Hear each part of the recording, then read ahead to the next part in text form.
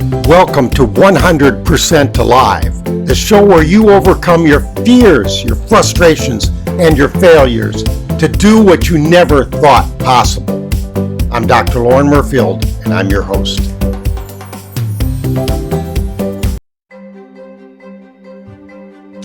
You were born for this. You were uniquely born for this. Welcome back to the show. I'm Dr. Lauren Murfield, your host. And yeah, you can dress a little different. You might even be people saying, Doc, what are you trying to prove? You're looking a little weird. You know what? That might be something that says you're on track. Because even if you take off the hat, you start to see that blend into the background. That's why I wear hats and my signature bow ties. But let me tell you about the bow tie. They're wooden bow ties. Yeah, they have Velcro. Buy them through a local shop here in Tampa. Some people may say, why? But although we talk a lot about pivotal living, about living 100% alive, this show is also very much involved in the business world. And within the business world, if you're invisible, if you're ordinary, you're invisible. Because if you're ordinary, you're easily overlooked. And therefore, just a commodity. People can buy anything they want. They can get an ordinary thing. You get a gallon of milk. How many different grocery stores can you get a gallon of milk? How many quick stops? How many whatever? You know it's all over. It's just another gallon of milk. What makes it unique? What makes it uniquely valuable? That's what we're talking about today. What makes you uniquely valuable? Now, I told you last week that I was the fifth of 8 kids and I felt like a chore boy. Anybody can shovel cow manure. Believe me. Anybody that is physically capable can shovel cow manure. It doesn't take any special talent. Surviving, for the most part, doesn't take any special talent. I know there are exceptions to anything, but roll with me here. There is an epidemic out there right now of people that do not feel uniquely valuable. They feel like they don't stand out because they didn't have this, don't have this, haven't done this, haven't done that. It's all kinds of reasons. And believe me, I've felt that way. Growing up, I didn't know what made me uniquely valuable. In fact, when I left academia, when I left teaching college, I wondered how I would fit in. I wondered why business, the people in these skyscrapers, these corporate people, how would they see me as anything more than, as one competitor said, a school teacher? He's just a school teacher. That's when something clicked inside of me. I said, no, I've never been a school teacher in that sense. What he was meaning was somebody working with little kids, helping them to learn the basics. No. When I went back to college, I chose to become a college professor, which is helping people attain their highest level of learning. Think about that. Especially when I was teaching in a graduate leadership program. It's like, this is as far as they're going, probably. It's like, how do I take them even higher? How do I take them to the top level? That's what's critical. And when I understood that, then I could understand, who am I? I had to look and I say, who am I? Now, in a book that I've written since then, to detail this, I've written a couple of different books. One of them is Your Pivotal Prize Inside, about a little boy that dared to dream beyond his dreams. And another two-volume book, which is Conversations with My Future Self. Now you think about those, Conversations with My Future Self. Last time I challenged you to look 1 year into the future. I challenged you to say, by living 100% alive, what can I become? You know, that begs three questions. Who have I been? Who have I become? Who am I willing to become? Now, we're getting back to the unique value here. Unique prize inside.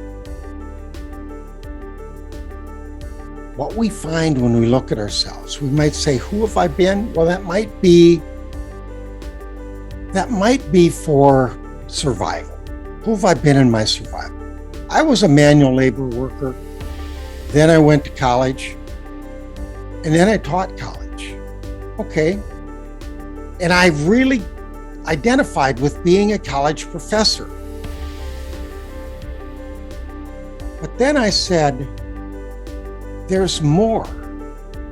There's people that need more than just a grade. There's people that need more than a piece of paper that says, I graduated, that are hungry for knowledge. And that's why I went into executive coaching, because I wanted to help them be 100% alive. And a lot of times it takes pivoting. I mentioned that last time. It takes pivoting to understand who we are and how we provide a unique value. And as I started to see who I was, one of my unique value that I found in myself is that I've walked in the manual labor shoes. I've worn their gloves. I've grown up on a farm. I've learned the value of hard work. I've also gone back to school and I understand it from being department chair in that what it means to be in management, what it means to be strategic as well as tactical. So that balance for me gave me a unique offering. And once I started writing in 2007, it was like uncorking a gusher of a well. I'm sorry, I mixed up metaphors there.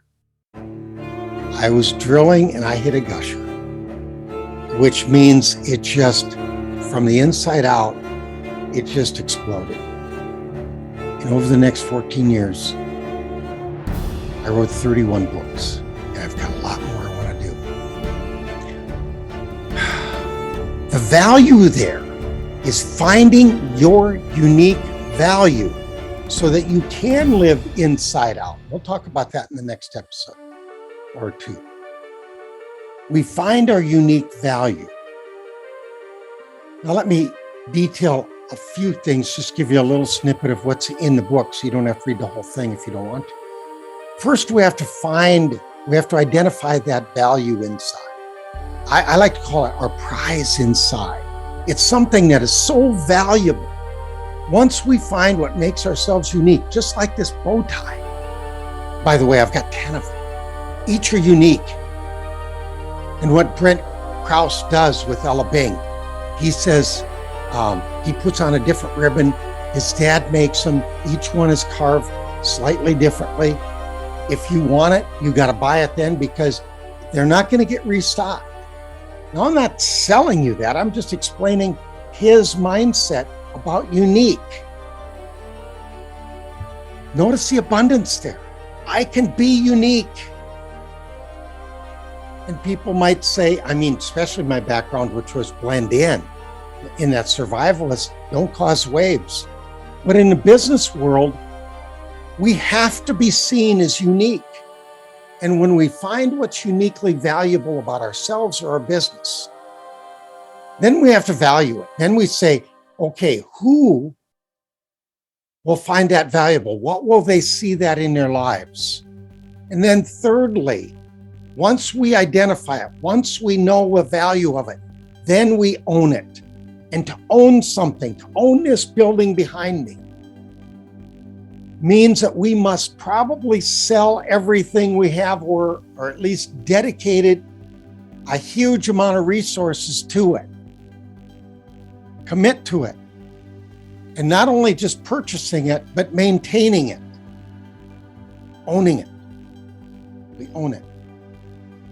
A lot of people try and rent their prize inside. They say, hey, Doc has got a wooden bow tie on. I'm going to do that.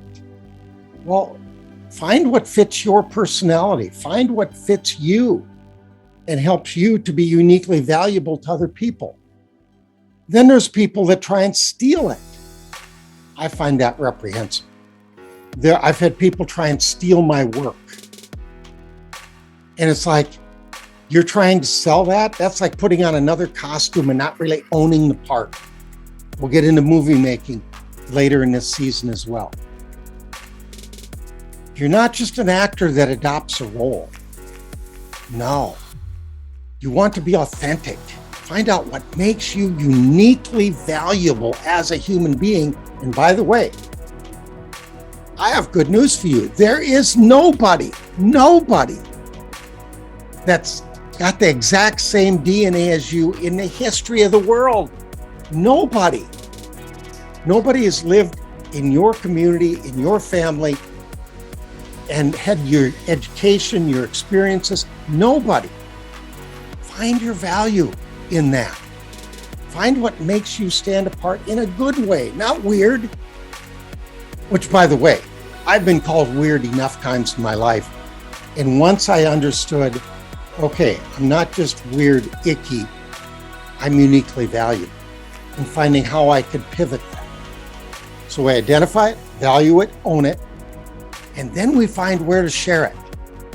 And as I've changed jobs, as I've changed industries, I was looking to find where I could share it, where the fifth thing is, where they can celebrate it and then I can celebrate it. Because if they won't celebrate it, they get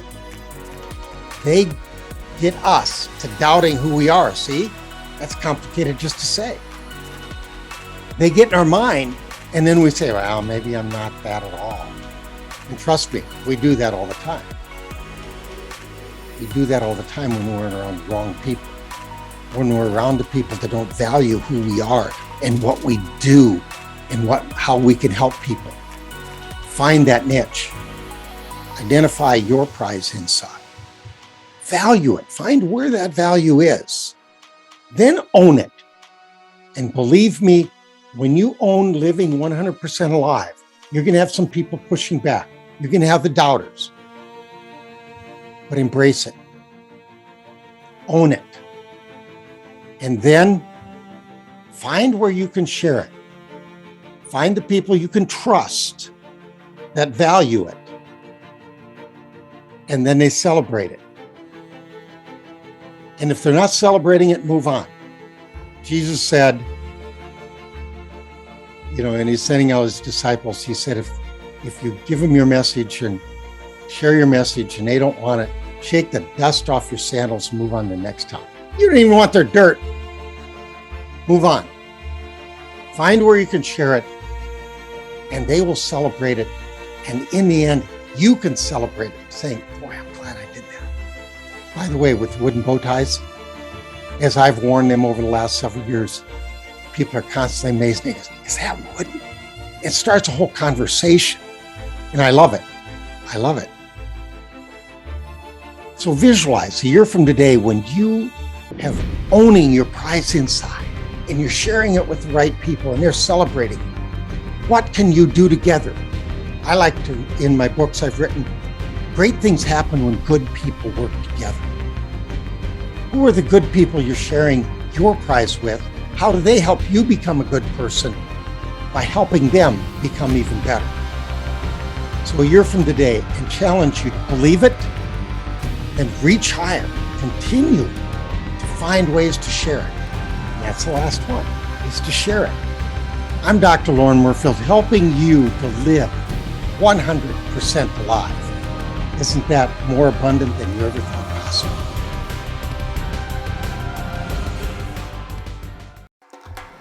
Thanks for joining our show. I'm Dr. Lauren Murfield, and until next week, remember, don't just survive. You were born to live 100% alive.